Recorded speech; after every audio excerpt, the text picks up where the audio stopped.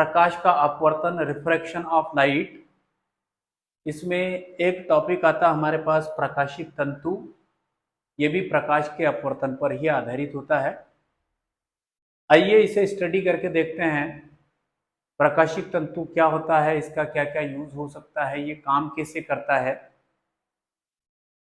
ये सब जानकारी इसमें हम करने वाले हैं।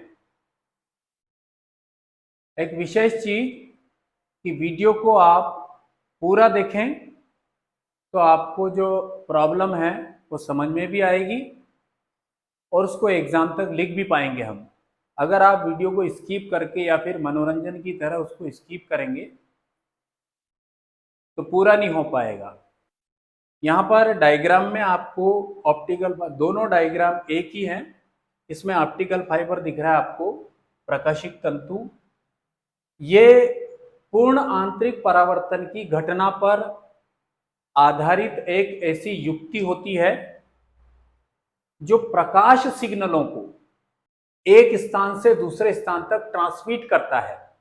ऑप्टिकल सिग्नल जो होते हैं उनका ट्रांसमिशन करता है from one two another place, चाहे उसके लिए रास्ता टेढ़ा मेढ़ा हो, लंबा हो, कैसा भी हो। फिर से देखें इसका परिभाषा क्या लिखोगे आप एग्जाम में कि प्रकाशिक तंतु, ऑप्टिकल फाइबर पूर्ण आंतरिक परावर्तन पर आधारित एक ऐसी युक्ति है जिसके द्वारा प्रकाश सिग्नलों को एक स्थान से दूसरे स्थान तक आसानी से प्रेषित किया जा सकता है। Optical fibre is a instrument based on total internal reflection. With the help of it, the optical signal transmit one to another place with the same intensity. इसमें तीन पार्ट होते हैं इसके। एक सबसे बाहर जो नीले कलर में आपको दिखाई दे रहा है, ये इसका प्रोटेक्शन जैकेट है, यानी कि बाहर का जो कवर होता है वो बिल्कुल एक पोली नली जैसा होता है। उस पोली नली के आकार का सेम ऐसा हो सकता है वायर जैसा। इस वायर में इधर की साइड से ऑप्टिकल सिग्नल जो है वो भेजे जाते हैं और दूसरे एंड पर आपको ऑप्टिकल सिग्नल उसी इंटेंसिटी के साथ मिलते हैं। सबसे पहले ये नीले कलर में जो आपको दिखाया गया है ये इसकी इंटरनल मैकेनिज्म के लिए डायग्राम है और ये जो बाहर से दिखता है उसके लिए डायग्राम है। दोनों एक ही डायग्राम है। नीले कलर में जो दिखाया गया है इसका आउटर कवर है। अब यहां पर इस कवर के जस्ट नीचे की साइड, अंडर साइड, एक मटेरियल होता है, एक पदार्थ होता है जिसकी क्लेडिंग की जाती है, पॉलिश की जाती है। यहां पर एक विशेष बात देखें आप कि यदि इस क्रोड का रिफ्रैक्टिव इंडेक्स, अपवर्तनांक 1.5 होता है तो फिर ये चीज आवश्यक हो जाती कि क्लेडिंग का जो रिफ्रैक्टिव इंडेक्स होगा उसको आप less than refractive of core ये रखना पड़ेगा, यानी कि क्लेडिंग का अपवर्तनांक कोर के अपवर्तनांक से कम रखना पड़ेगा, तब जाके कोई भी ऑप्टिकल सिग्नल जो है टोटल इंटरनल रिफ्लेक्ट हो पाएगा।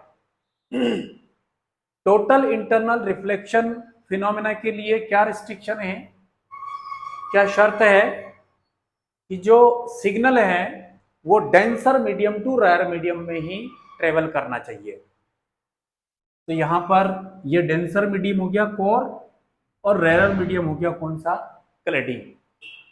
ये काम कैसे करता है कि जैसे ही आप इसके कोर पर एक छोटे एंगल पर आप किसी भी ऑप्टिकल सिग्नल को इंसिडेंट करवाओगे तो वो जो ऑप्टिकल सिग्नल हैं, प्रकाश सिग्नल हैं, उनका इंटरनल सरफेस से बार बार टोटल इंटरनल रिफ्लेक्शन होगा, जिसकी वजह से आपको दूसरे एंड पर उसी इंटेंसिटी का ऑप्टिकल सिग्नल जो है मिल जाएगा।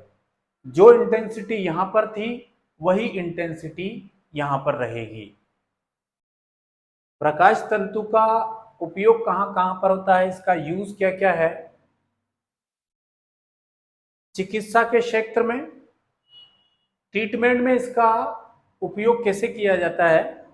बॉडी के अंदर जो लेजर प्रकाश होता है, लेजर रेस होती है, उसको ऑप्टिकल फाइबर की हेल्प से, मदद से बॉडी के अंदर वेंस के द्वारा लिया जाता है, भेजा जाता है। ऑप्टिकल सिग्नलों के ट्रांसमिशन में, ऑप्टिकल सिग्नल जो है वो वन टू अनदर प्लेस पर ट्रांसफर करने के लिए इस ऑप्टिकल फाइबर का उपयोग किया जाता है। टेलीकम्युनिकेशन में इस ऑप्टिकल फाइबर का यूज किया जाता है। तो इसमें हमारे पास जो ऑब्जेक्टिव लाइन है वो कौन सी है कि सबसे पहला तो ये है कि ये जो ऑप्टिकल फाइबर है वो कौन से प्रिंसिपल पर काम करता है।